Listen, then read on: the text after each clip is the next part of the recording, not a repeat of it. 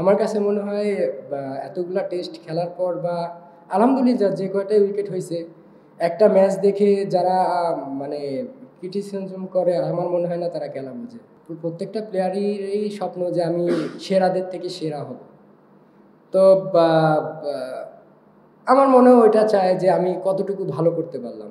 তো আসলে প্লেয়ারদের জীবনে সত্যি কথা বলতে কি স্যাটিসফ্যাকশন জিনিসটা আসে না যতক্ষণ না আমি অনেক দূর যাইতে পারবো। তো আমার ক্ষেত্রে যে আমি চেষ্টা করবো যে যত দূর যায় আমার মানে সাকিব ভাইকে ছাড়াইতে হবে।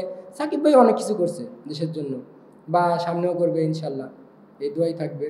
তো তো চাই সবাই ভালো করুক, সাথে সাথে আমরা সবাই যেন টিমকে হেল্প করতে পারি।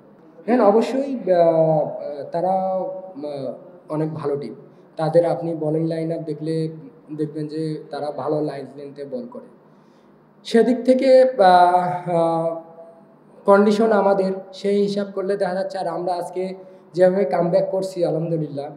তো তারপরেও আমি মনে করব যে কালকে এরম উইকেটে আমাদের ভালো পজিশনে থাকাটাই স্বাভাবিক। আমরা যদি চেষ্টা করি বা আমরা যদি ভালো শুরু করতে পারি ইনশাল্লাহ আমরা ভালো পজিশনে থাকবো। আপনি যখন ক্রিকেটে বা উইকেটে নেমে সেট হবেন তখন কিন্তু আপনি ইজি হয়ে যাবেন।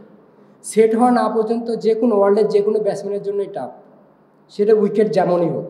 তো আমরা চাবো যে ব্যাটসম্যানরা যারা ধারাবাহিক আছে তারা রান করতে থাক, বা যারা এক ম্যাচ ধরে রান করতে পারতেছে না তারা রান করুক।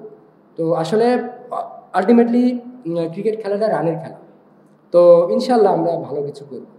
করা হয়েছে আসলে আমার কাছে মনে হয় যে আমরা যে ভালো বল করছি এই ক্রেডিটটা আমাদের দিতে যাচ্ছেন না। হ্যাঁ, তো আলটিমেটলি ওরা কিন্তু পার্টনারশিপ করছিল, আমরা তো কামব্যাক করছি। খারাপ করলে তার কামব্যাক হইতো না। আলহামদুলিল্লাহ যে আমরা ভালো করে কামব্যাক করছি। লিলি হালাল বিউটি সোপ, বিএসটিআই কর্তৃক সনদপ্রাপ্ত দেশের প্রথম হালাল বিউটি সোপ। দীপ্তিময় উজ্জ্বল ত্বকের জন্য।